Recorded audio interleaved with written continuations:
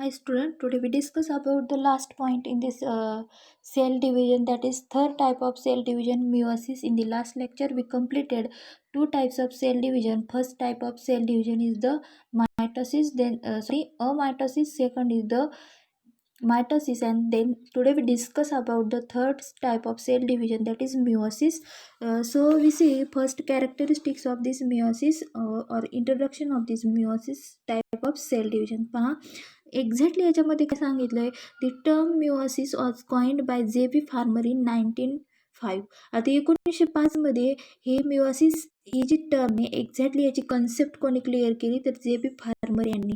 It takes place only the reproductive cells during the formation of gametes. त्यांनी अशा प्रकारच्या इथं सेल्स घेतल्यात. It takes place only the reproductive cells, ज्या reproduce होतात त्यांची पुनर्निर्मिती होते अशा सेल्स त्यांनी काय घेतल्यात, अशा सिलेक्ट केल्या during the formation of gametes, आणि त्या काय करतात एक्झॅक्टली गॅमेट फॉर्म करतात. त्याच्यानंतर नेक्स्ट काय सांगितलं, by this division the number of chromosome is reduce to half, hence is called reductional division. आपण म्हणतो meiosis means what, meiosis there is happen reductional division. Reductional division इथं होतात म्हणजे exactly number of chromosome is reduce to half, म्हणजे तर क्रोमोझोमचा number आहे हा काय होतो, हा रेड्यूस होतो. एक्झॅक्टली जेवढे नंबर असेल तेवढे न राहता ते रेड्यूस होतात ड्यू टू हाफ, म्हणजे पूर्ण जेवढे आधी प्रेझेंट होते ते त्याचं डिव्हिजन झाल्याच्यानंतर ते हाफ राहतात. सो इट कॉल्ड रिडक्शनल, म्हणजे इथं रिडक्शन होते, डिव्हिजन रेड्यूस होतात. त्याच्यानंतर नेक्स्ट काय सांगितले, the cells in which meiosis takes place are term as meiocytes. आता पहा, the cell in which meiosis takes place, ज्या सेल्समध्ये मिओसिस ही प्रोसेस होते त्यांना काय म्हटलं जातं, मिओसाइट्स. त्याच्यानंतर नेक्स्ट सांगितले, meiosis produce 4 haploid daughter cells from diploid parent cell, म्हणजे त्यांचे जे पॅरेंट्स असतात ते पॅरेंट्स डिप्लॉइड असतात, म्हणजे तिथं 2n सेल्स असतात, किती असतात 2n सेल्स. परंतु जेव्हा त्यांचं फॉर्मेशन होतं एक्झॅक्टली त्यांचं डिवायडेशन होतं, it form 4 haploid daughter cells, म्हणजे त्यांच्यापासून म्हणजे डिप्लॉइडपासून 4 सिंगल सेल तयार होतात. 4n म्हणजे 4 haploid daughter cell. Meiosis is of 2 subtypes. आता मिओसिसमध्ये 2 सबटाईप्स आपल्याला पाहायला भेटतात. फर्स्ट आहे फर्स्ट मिओटिक डिव्हिजन और हेटेरोटायपिक डिव्हिजन, और it also called meiosis first.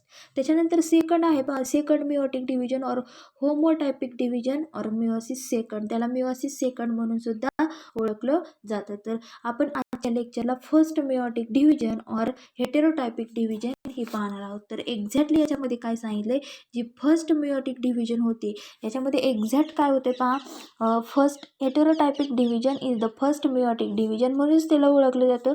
During which diploid cell is divided into 2 haploid cell, म्हणजे इथं सुद्धा जी डिप्लॉइड स्टेज असते या डिप्लॉइड 2n, म्हणजे एखाद्या सेलची जी डिप्लॉइड सेल आहे त्याचं किती 2n नंबर ऑफ क्रोमोझोम असतील, डिप्लॉइड असेल ती, त्या सेलचं डिवायडेशन कशामध्ये होतं, 2 सिंगल सेलमध्ये, म्हणजे एक डिप्लॉइडपासून 2 सिंगल हॅप्लॉइड सेल काय होतात तयार होतात. त्याच्यानंतर एक्झॅक्टली 2 हॅप्लॉइड सेल्स तिथं फॉर्म होतात. The daughter cells resulting from this division are different from the parent cell in chromosome number.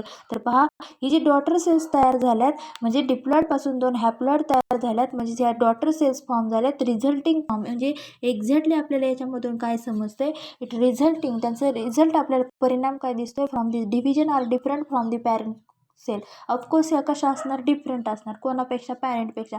Parent हे डिप्लॉइड होते, त्यांच्यापासून ज्या नवीन सेल तयार झाल्या त्या हॅप्लॉइड आहेत, म्हणजे ह्या कशा झाल्या, पॅरेंटपासून डिप्लॉइड झाल्या इन क्रोमोझोम नंबर, म्हणजे डिप्लॉइड क्रोमोझोम नंबरपासून हे हॅप्लॉइड क्रोमोझोम नंबर त्यांच्यामध्ये फॉर्म झाले in chromosome number. Hence the division is called heterotypic division, म्हणजे हेटेरो मीन्स डिफरंट डिव्हिजन आपल्याला पॅरेंट आणि त्यांच्यापासून सेल डिव्हिजन झालं त्या डॉटर यांच्यामध्ये डिफरंट दिसतो, त्याला म्हटलं जातं हेटेरोटायपिक डिव्हिजन. आपल्याला समजलं असेल what is mean by heterotypic division. पॅरेंटमध्ये डिप्लॉइड सेल होत्या, त्यांच्यापासून जे डॉटर्स फॉर्म झाले त्या डॉटर्समध्ये हॅप्लॉइड सेल तयार झाल्या.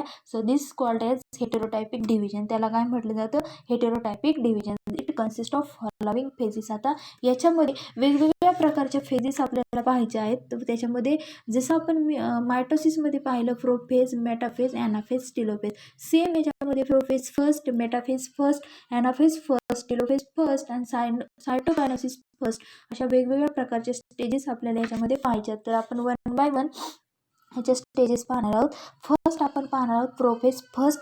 In this prophase first it include 5 phases, that is first one is the liptoten, then second one is the zygote, then third one is the pachytene, then fourth one is the diplotin, and last one is the dikinesis. So today we completed only first stage in this heterotypic division, that is prophase first. So see characteristics of prophase first. It is the most complicated and longest phase of meiotic division. आता ही जी process आहे एकदम complicated आहे आणि longest phase आहे meiotic division मधली. Prophase first ही most elongated division आहे meiotic division मध्ये. It is further divided into 4 sub phases. त्याचे सब फेजेस आपल्याला सांगितलेले आहेत. त्याच्यामध्ये लिप्टोटिन असेल, झायगोटिन असेल, पॅचिटिन असेल, डिप्लोटिन अँड डायकायनेसिस अशा प्रकारच्या 5 स्टेजेसमध्ये त्यांचं काय झालेलं आहे, फेजेसमध्ये त्यांचं डिवायडेशन झालेलं आहे. So first phase we see that is leptotene. तर पहा लिप्टोटिनमध्ये आपल्याला काय सांगितलं आहे, आपण कॅरेक्टरिस्टिक्स बरोबरच आपण त्याची डायग्राम ऑब्झर्व करणार आहोत. नेक्स्ट पेजवरती आपल्याला प्रत्येक स्टेजची काय दिलेली, त्याच्यामध्ये जी प्रोसेस होती त्याची डायग्राम दिलेली. The volume of the nucleus increases, म्हणजे जेव्हा न्यूक्लियस एक्झॅक्टली जो न्यूक्लियस आहे तो न्यूक्लियस इथं काय होतो, इन्क्रीज नंबर व्हायला लागतो. म्हणजे एक्झॅक्टली त्याचा जो व्हॉल्यूम आहे हा व्हॉल्यूम काय होतो, इन्क्रीज व्हायला लागतो. म्हणजे जेव्हा लिप्टोटिन स्टेज येते या लिप्टोटिनमध्ये त्या एक्झॅक्टली त्याच्यामध्ये जो न्यूक्लियस आहे पहा, न्यूक्लियसची काय होते, व्हॉल्यूम इन्क्रीज व्हायला लागते. आपल्याला नोट्समध्ये त्याच्या व्यवस्थितरित्या काय भेटतील, डायग्राम भेटतील. याच्यामध्ये आपल्याला पार्टला लेबल करून दाखवलेलं नाही आहे. एक्झॅक्टली फक्त क्रोमोझोम, सेंट्रोमियर्स दाखवलेले आहेत, न्यूक्लिअर मेम्ब्रेन दाखवलेलं आहे. नोट्समध्ये आपल्याला व्यवस्थितरित्या याच्या डायग्राम भेटतील. And this most important part, so we draw this diagram in your notebook. So first leptotene, this the volume of this nucleus increases, म्हणजे इथं न्यूक्लियसची व्हॉल्यूम लेंथ एक्झॅक्टली ते न्यूक्लियस वाढतो. त्याच्यानंतर chromosome become long, distinct and coiled, म्हणजे exactly जे chromosome आहे त्या क्रोमोझोम कसे होतात तर एकदम लॉंग होतात. पहा इथं जे लिप्टोटिन स्टेजमध्ये आपल्याला क्रोमोझोम दिसत आहेत ते कसे दिसत आहेत तर लॉंग दिसत आहेत. त्याच्याचबरोबर डिस्टिंक्ट एकदम वेगळे दिसत आहेत, अँड कॉइल्ड ते कसे व्हायला लागलेत, कॉइल्ड एकमेकांमध्ये गुंडाळायला लागलेत. त्याच्यानंतर दे ओरिएंट देम सेल्फ, म्हणजे ते स्वतःची ओळख कधी निर्माण करतात, specific form non bouquet stage, म्हणजे तिथं काय होते, एक स्पेसिफिक बुकेट स्टेज फॉर्म होते तेव्हा ते काय होतात, ओरिएंट देम सेल्फ, म्हणजे ते स्वतः काय ओळख निर्माण करायला लागतात. परंतु कधी इन स्पेसिफिक फॉर्म असा त्यांचा फॉर्म तयार होतो त्या क्रोमोझोमचा, नोन टू बुके स्टेज, म्हणजे त्यांना बुके स्टेज म्हणून ओळखलं जातं. म्हणजे exact chromosome from one or both end toward one point of the nuclear envelope, म्हणजे क्रोमोझोम बुकेट स्टेजमध्ये फॉर्म होतात. म्हणजे ते कसे फॉर्म होतात, exactly from the one or both ends, म्हणजे toward the point of the nuclear envelope, म्हणजे जो न्यूक्लिअर एन्व्हलप आहे, न्यूक्लिअर मेम्ब्रेन, त्याच्या एक किंवा अदर एंडला काय झालेले असतात ते क्रोमोझोम प्रेझेंट असतात, तेव्हा त्याला बुकेट स्टेज म्हटलं जातं. त्याच्यानंतर नेक्स्ट काय सांगितलं, this is characterize with end of chromosome, it converge toward the side of the nucleus where the centrosome lies. आता पहा exactly they orient them self, म्हणजे एक्झॅक्ट ते स्वतःची ओळख कधी निर्माण करतात, जेव्हा बुकेट स्टेज फॉर्म होते. त्याच्यानंतर यांच्यामध्ये काय सांगितलं, this is characterize with end of the chromosome converge toward the side of nucleus, म्हणजे ह्या क्रोमोझोमचा एंड आहे, हा क्रोमोझोमचा एंड कुठपर्यंत जातो, इट कन्व्हर्ज, म्हणजे त्याचं रूपांतर कुठं होतं त्या एंडचं, it converge toward the side of the nucleus, जिथं न्यूक्लियस प्रेझेंट आहे तिथपर्यंत या क्रोमोझोमचं कन्व्हर्जन होत असतं side of the nucleus where the centrosome is lies, म्हणजे जिथं सेंट्रोमियर प्रेझेंट असतो, म्हणजे एक्झॅक्टली न्यूक्लियसच्याच अपोजिट साईडला सेंट्रोसोम काय असतात, प्रेझेंट असतात, आणि तिचं सेंट्रोसोमपर्यंत हे प्रेझेंट असतात. एक्झॅक्टली बुकेट स्टेजमध्ये in this stage the telomeres usually appear at a nuclear envelope, म्हणजे जिथं न्यूक्लिअर एन्व्हलप असते त्या न्यूक्लिअर एन्व्हलपच्या तिथंच एक्झॅक्टली त्या क्रोमोझोमची आर्मची अरेंजमेंट झालेली असते, ते बाय फॉर्मिंग मिओटिक बुकेट्स, आणि ते काय करतात, मिओटिक बुकेट्स फॉर्म करतात. म्हणजे जर आपण लिप्टोटिन स्टेज दाखवली तर आपल्याला बुकमध्ये त्या न्यूक्लिओलसची इथं न्यूक्लिओलस म्हणजे दाखवलेला नाही आहे, आपण ती व्यवस्थितरित्या आपल्या नोटबुकमध्ये मी नोट्स शेअर केल्याच्यानंतर आपल्याला समजेल. तर पहा एक्झॅक्टली याच्यामध्ये काय सांगितलं, the volume of the nucleus is increases, त्याच्याचबरोबर chromosome it become long, distinct and coiled, ते लॉंग व्हायला लागतात आणि कॉइल्ड होतात. त्याच्यानंतर दे ओरिएंट देमसेल्फ, ते स्वतःच काय होतात, तयार होतात, स्वतःची ओळख निर्माण करतात. कसं तर बुकेट स्टेज म्हणजे एक्झॅक्टली हे कोणाच्या न्यूक्लिअर एन्व्हलपच्या अपोजिटला हे काय होतात, फॉर्म होतात. त्याच्यानंतर एक्झॅक्टली याच्यामध्ये काय सांगितलंय, the end of the chromosome it converge toward the side of the nucleus. म्हणजे ते क्रोमोझोमचा एंड आहे हा कन्व्हर्ज कुठं झालेला असतो, जिथं न्यूक्लियस असतो त्या साईडला, converge toward the side of the nucleus the centrosome lies. म्हणजे तिथे सेंट्रोसोम काय असतो, प्रेझेंट असतो. So this is first phase is the leptotene be completed in prophase first. Then next phase is the zygotene. कोणते आहे, झायगोटीन. तर पाहू आपण झायगोटीन फेज. तर याच्यामध्ये काय सांगितले, झायगोटीनमध्ये pairing of non sister chromatid homologous chromosome takes place by the formation of synaptonemal complex. This pairing is called synapsis. आता पहा इथं सर्व वर्ड्स आपल्यासाठी नवीन आहेत. तर पहा pairing of non sister chromatid म्हणजे non sister chromatid exactly non sister chromatid म्हणजे काय, chromatid of a paired homologous chromosome. म्हणजे नॉन सिस्टर क्रोमॅटिड कशाला म्हटलं जातं, जे होमोलॉगस असतात एकदम त्यांचे आर्म हे सेम असतात, त्याला काय म्हटलं जातं, non sister chromatid of a paired homologous chromosome. Same chromosome असतात. पहा एक्झॅक्टली जर आपण झायगोटीन स्टेज पाहिले तर त्या झायगोटीनमध्ये त्यांचे जे आर्म्स आहेत, हे आर्म्स आपल्याला कसे दिसत आहेत, सेम दिसत आहेत. कसे दिसत आहेत, सेम. म्हणजे हे कसे नॉन सिस्टर क्रोमॅटिड म्हणून ओळखलं जातं. Chromatid of a paired homologous, exactly यांना काय म्हटलं जातं, पेअर्ड होमोलॉगस क्रोमोझोम, त्याला नॉन सिस्टर क्रोमॅटिड म्हटलं जातं. म्हणजे फर्स्ट कॅरेक्टर आपल्याला याच्यामध्ये काय सांगितलंय, झायगोटीनमध्ये pairing of non sister chromatid of homologous chromosome takes place. म्हणजे इथं काय होतं, पेरिंग होते नॉन सिस्टर क्रोमॅटिडचं ऑफ होमोलॉगस क्रोमोझोम तिथं होते. त्याच्यानंतर काय होते, एक्झॅक्टली यांचं पेरिंग झाल्याच्यानंतर नेक्स्ट काय होतं, takes place by the formation of synaptonemal complex.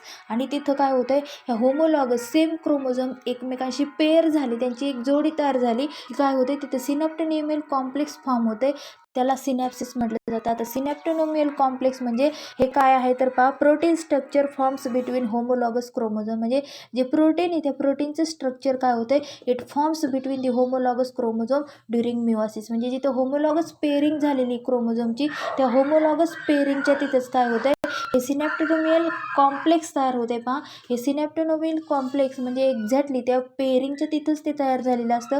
आपल्याला डायग्राम सेट केल्याच्या नंतर व्यवस्थितरित्या ते समजेल. तर सिनॅप्टोनेमल कॉम्प्लेक्स पहा इथं दोन वरच्या साईडला क्रोमोझोम पेअर दाखवलेले आहेत आणि खालच्या साईडला दोन. तर ते खालच्या साईडचे दोन क्रोमोझोमचं जी होमोलॉगस पेअर आहे तिथं काय होतं, हे कॉम्प्लेक्स तयार होते. सिनॅप्टोनेमल कॉम्प्लेक्स हे बायव्हॅलंट असतं. कसं असतं, बायव्हॅलंट. तर पहा एक्झॅक्ट आपण काय सांगतोय, जेव्हा होमोलॉगस नॉन सिस्टर क्रोमॅटिडचं पेअरिंग होतं तेव्हा तिथं सिनॅप्टोनेमल कॉम्प्लेक्स काय होतं, फॉर्म होतं. आता सिनॅप्टोनेमल कॉम्प्लेक्स तिथं फॉर्म झालं म्हणजे protein structure forms between homologous pair during meiosis जेव्हा होत असते तेव्हा होमोलॉगस पेअरमध्ये हे कॉम्प्लेक्स तयार होतं. It mediate chromosome pairing synapsis recombination. म्हणजे हे रिकॉम्बिनेशन प्रोसेससाठी नवीन त्यांचं रिकॉम्बिनेशन तयार होण्यासाठी हे कॉम्प्लेक्स तिथे हेल्पफुल असते. त्याच्यानंतर नेक्स्ट कॅरेक्टर काय सांगितलं आहे, each pair consist of maternal chromosome and paternal chromosome. आता याच्यामध्ये प्रत्येक पेअरमध्ये मॅटर्नल आणि पॅटर्नल क्रोमोझोम असतात. तर एक्झॅक्टली हे म्हणजे जशी पेअरिंग त्यांची तयार झाली, each consist of maternal and paternal chromosome. आता मॅटर्नल क्रोमोझोम म्हणजे it contain only X chromosome. याच्यामध्ये काय असतात, एक्स क्रोमोझोम असतात. It called homogametic chromosome. त्याला काय म्हटलं जातं, होमोगॅमेटिक क्रोमोझोम. म्हणजे it form in nucleus of zygote product after fusion of gamete. कधी फॉर्म होतात, after fusion of gamete. It contain 23 chromosome. जेव्हा फ्युजन होतं गॅमेटचं त्याच्यानंतर हे फॉर्म होतात. त्याच्यानंतर इट कंटेन 23 क्रोमोझोम. याच्यामध्ये किती क्रोमोझोम असतात, तर 23 क्रोमोझोम असतात. म्हणजेच एक्झॅक्टली त्याला म्हटलं जातं मॅटर्नल. आणि पॅटर्नल क्रोमोझोम म्हणजे याच्यामध्ये एक्स और वाय दोन्हीपैकी एक क्रोमोझोम असू शकतो, कॉल्ड हेटेरोग्रामॅटिक क्रोमोझोम. म्हणजे होमोगॅमॅटिक म्हणजे त्यांना काय म्हटलं जातं, होमोगॅमॅटिक मीन्स त्याला काय म्हटलं जातं, तर मॅटर्नल म्हणजे त्याच्यामध्ये एकच एक्स क्रोमोझोम असतो, परंतु पॅटर्नलमध्ये दोन डिफरंट टाईपचे असतात म्हणून त्याला हेटेरोग्रामॅटिक म्हटलं जातं. त्याच्यानंतर 23 क्रोमोझोम्स त्याच्यामध्ये काय असतात, 23 क्रोमोझोम्स पेअर्स त्याच्यामध्ये प्रेझेंट असतात. तर त्याच्यानंतर तर ही झाली second stage. Each pair consist of maternal chromosome and paternal chromosome. Chromosomal pair are called as bivalent or tetrads. आणि जी क्रोमोझोमची पेअर तयार झाली त्याला बायव्हॅलंट म्हटलं जातं और टेट्रॅड म्हटलं जातं. म्हणजे एक क्रोमोझोमची पेअर आपल्याला दोन्ही साईडनी बायव्हॅलंट म्हणजे सेम दिसते, त्याच्याबरोबर ती कशी असते ते और टेट्रॅड म्हणून, म्हणजे 4 आर्म्स त्याचे तयार झालेले असतात दोन्ही साईडनी, वरच्या साईडला 2 खालच्या साईडला 2, म्हणजे ते टेट्राड फॉर्म झालेले असतात. ते कसे असतात बायव्हॅलंट, म्हणजे दोन्ही साईडनी ते कसे असतात सेम असतात. त्याच्यानंतर नेक्स्ट स्टेज याच्यामध्ये काय सांगितली तर पॅचिटिन. कोणती सांगितली पॅचिटिन. आता पाहू थर्ड स्टेज आहे ती प्रोफेज फर्स्टमधली पॅचिटिन. म्हणजे एक्झॅक्टली आपण जर ही डायग्रॅम पाहिली झायगोटिनची तर या झायगोटिनमध्ये आपण काय सांगायचं, इथं नॉन सिस्टर क्रोमॅटिडचं पेअरिंग होतं, त्याला होमोलॉगस क्रोमोझोम म्हटलं जातं. आणि जेव्हा त्यांचं पेअरिंग चालू असतं तेव्हा तिथं मेयोसिसच्या टायमिंगला सिनॅप्टोनोमियल कॉम्प्लेक्स तयार होतं. हे प्रोटीनचं स्ट्रक्चर तिथं फॉर्म होतं, त्याला सिनॅप्सिस म्हटलं जातं. त्याच्याच नंतर याच्यामध्ये मॅटर्नल क्रोमोझोम आणि पॅटर्नल क्रोमोझोम काय असतात प्रत्येक पेअरमध्ये इच पेअरमध्ये प्रेझेंट असतात. मॅटर्नल म्हणजे एक होमोगॅमॅटिक म्हणजे एक्स क्रोमोझोम प्रेझेंट असतो, पॅटर्नल म्हणजे डिफरंट हेटेरोगॅमॅटिक क्रोमोझोम प्रेझेंट असतात. त्याच्यानंतर नेक्स्ट आपण काय सांगितलं ही chromosomal pairs are called bivalent or tetrads. म्हणजे बायव्हॅलंट दोन्ही साईड सेम असते, टेट्राड म्हणजे त्यांच्यामध्ये 4 जे आर्म्स आहेत त्यांचे आपल्याला पाहायला भेटतात. त्याच्यानंतर थर्ड स्टेज आहे ती पॅचिटिन. कोणती आहे पॅचिटिन. तर पाहू आपण एक्झॅक्ट पॅचिटिनमध्ये काय कॅरेक्टरिस्टिक्स सांगितलेले आहेत. तर पहा each individual chromosome begin to split. म्हणजे प्रत्येक क्रोमोझोम हा काय होतोय स्प्लिट होतोय, विभागला जातोय लॉन्जिट्युडनली. कसा लॉन्जिट्युडनली उभा इंटू 2 सिमिलर क्रोमॅटिड्स. म्हणजे 2 सारख्या पार्टमध्ये त्यांचं काय झालेलं असतं स्प्लिटिंग झालेलं असतं, सेपरेशन झालेलं असतं.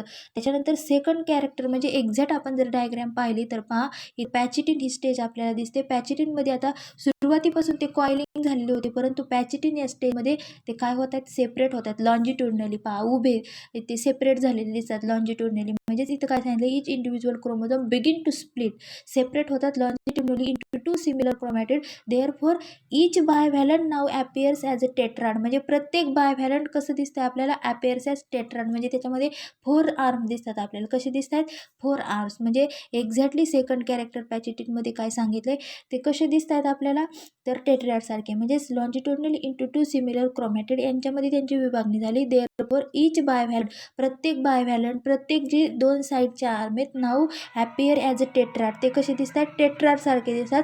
Consisting of 4 chromatid. याच्यामध्ये किती क्रोमॅटिड असतात तर 4 क्रोमॅटिड असतात. तर पहा हे टेट्राड सारखे दिसतात म्हणून the homologous chromosome begin to separate. हे जे होमोलॉगस क्रोमोझोम असतात हे होमोलॉगस क्रोमोझोम इथं सेपरेट होतात, सेपरेट व्हायला सुरुवात होते. Begin to separate but they do not separate completely and remain attach to 1 or more points. तर पहा जे होमोलॉगस क्रोमोझोम आहेत हे homologous chromosome it begin to separate या स्टेजमध्ये जे सेपरेट होतात but they do not separate completely, परंतु हे कम्प्लिटली सेपरेट होत नाही. तर पहा एक्झॅक्टली खालच्या स्टेजमध्ये आपण पाहिले तर इथं जो ॲरो करून दाखवला आहे 2 म्हणजे एक्झॅक्ट ते सेपरेट व्हायला लागलेत होमोलॉगस क्रोमोझोम, परंतु ते कम्प्लिटली सेपरेट झालेले नाही. तिथं मध्ये त्यांचे अटॅचमेंट थोडीफार आहेच. खाली ॲरो दाखवलेला आहे म्हणजे एक्झॅक्टली ते कम्प्लिटली सेपरेट होत नाही आहेत. तर पहा त्याच्यानंतर नेक्स्ट कॅरेक्टर काय सांगितलं द होमोलॉगस क्रोमोझोम. जे होमोलॉगस क्रोमोझोम आहेत एक्झॅक्टली हे काय होत आहेत it begin to separate but they do not separate completely remain attach to 1 or more point. म्हणजे एक्झॅक्टली 1 किंवा 2 पॉईंट त्यांचे अटॅच झालेले आहेत. इकडे दिसते आपल्याला लेफ्ट साईडला 1 किंवा 2 पॉईंट त्यांचे अटॅच झालेले आहेत. त्याच्यानंतर नेक्स्ट काय सांगितलंय हे जे पॉईंट्स त्यांची अटॅचमेंट झाली त्या पॉईंटला काय म्हटलं जातं 1 ऑर म्हणजे दे do not completely separate but remain attach together 1 or more point.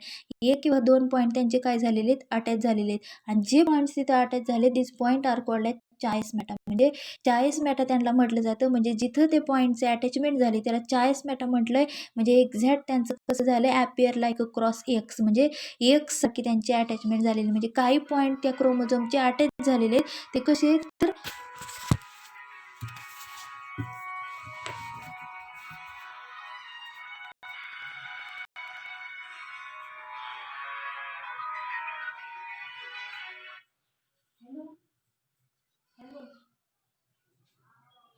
अगं व्हिडिओ बनवते जरा थोड्या वेळात बोल कर.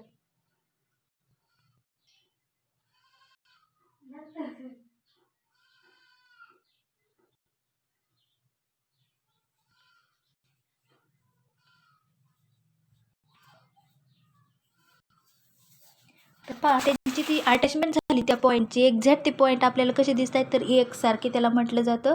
तर काय म्हटलं जातं, चायस्मॅटा. म्हणजे व्यवस्थित आपल्याला लक्षात ठेवायचे त्या प्रोसेसला चायस्मॅटा म्हणून ओळखलं जातं. म्हणजेच एक्झॅक्ट त्या जे पॉईंट अटॅच झाले ते त्याला चायस्मॅटा म्हटलं जातं. त्याच्यानंतर चायस्मॅटा म्हणजे याचं फंक्शन काय, essential for attachment of homologous chromosome to opposite spindle pole और each chromosome gene exchange give gene information both paternal and maternal chromosome. त्याच्यानंतर नेक्स्ट आपल्याला लास्ट कॅरेक्टर याच्यामध्ये काय सांगितलंय, एक्झॅक्टली हे याच्यामध्ये काय होतं पहा, जेव्हा ही प्रोसेस पॅचिटिन ही स्टेज चालू असते तेव्हा chromatin breaks at this point and broken. त्या पॉईंटपासून चायस्मॅटा जिथं तयार झाला आहे तिथून ते क्रोमॅटिन काय होतात, ब्रेक होतात. काय होतात, ब्रेक होतात. म्हणजे एक्झॅक्ट ते पॅचिटिन स्टेजमध्ये ते काय व्हायला लागते, ब्रेक होतात. म्हणजे ते ब्रेक झाल्याच्या नंतर नेक्स्ट काय होते पहा, chromatid breaks at this point and broken segment are exchange between non sister chromatid of homologous chromosome resulting recombination. आणि नवीन कॉम्बिनेशन तिथं काय होते, फॉर्म होते. जेव्हा ते क्रोमॅटिड्स काय होतात, ब्रेक होतात. म्हणजे एक्झॅक्ट ते ब्रेक झाल्याच्या नंतर क्रोमॅटिड ब्रेक होतात.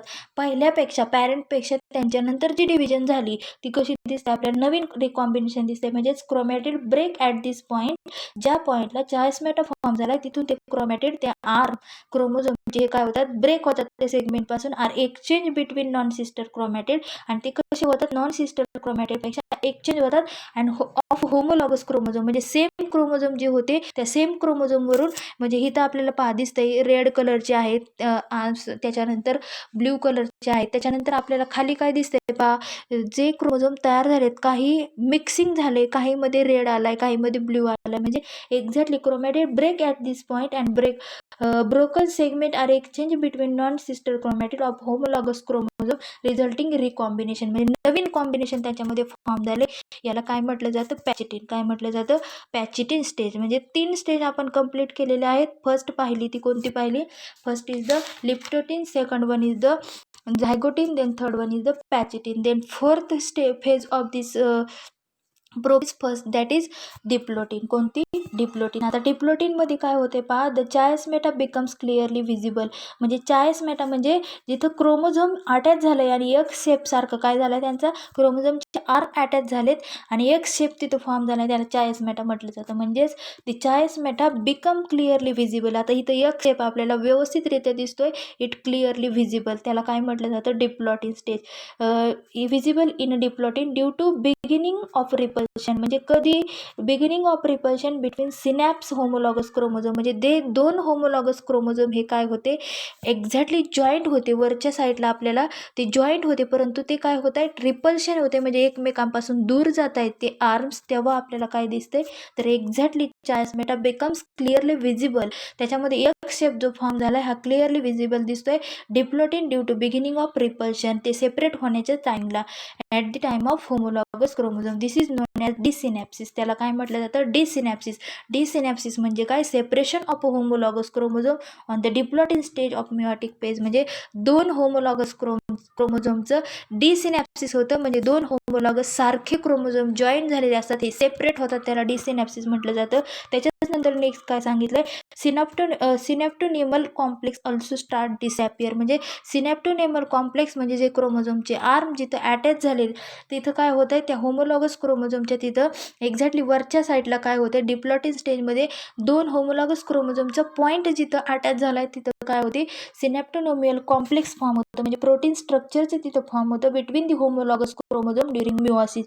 आणि हे डिसॅपियर व्हायला लागतं. काय होतं, डिसॅपियर. म्हणजे ते काय होतं, ते दिसत नाही. म्हणजे डिसॅपियर होतं कधी, तर डिप्लोटिन स्टेजच्या टायमिंगला. त्याच्यानंतर लास्ट फेज राहिली प्रोपेज फर्स्टमध्ये, ती आहे डायकायनेसिस, 5th नंबरची फेज. तर पहा, chiasmata begins to move along the length of the chromosome. म्हणजे जो चायस्मॅटा फॉर्म झालाय, जे एक स्ट्रक्चर फॉर्म झाले पहा इथं, ते काय होतं, it move along the length of chromosome. म्हणजे एक्झॅक्टली ते कुठं मूव्ह होते, it move along the length of the chromosome from the centromere toward the end of the chromosome. म्हणजे जो चायस्मॅटा फॉर्म झालाय, जो एक शेप तिथं फॉर्म झाला, हे काय होतात, इट बिगिन्स टू मूव्ह. त्यांची मुवमेंट स्टार्टिंग होते along the length of the chromosome. जेवढी क्रोमोझोमची लेंथ आहे तिथपर्यंत ते चायस्मॅटा काय होतात, मूव्ह होतात toward the end of the chromosome. पूर्ण क्रोमोझोमच्या एंडपर्यंत. Displacement of chiasmata term as terminalization. Terminalization म्हणजे तो एक शेपचा जो तिथं पॉईंट तयार झालाय, तो एक शेप काय होतोय, एक्झॅक्टली क्रॉस सारखा तो फॉर्मेशन झालं आहे तिथं ते काय होतं आहे, त्यांची डिस्प्लेसमेंट होते, त्यांचं विस्थापन होतं आहे एका क्रोमोझोमच्या पूर्ण लेंथपर्यंत, एका टोकापासून दुसऱ्या टोकापर्यंत क्रोमोझोमच्या.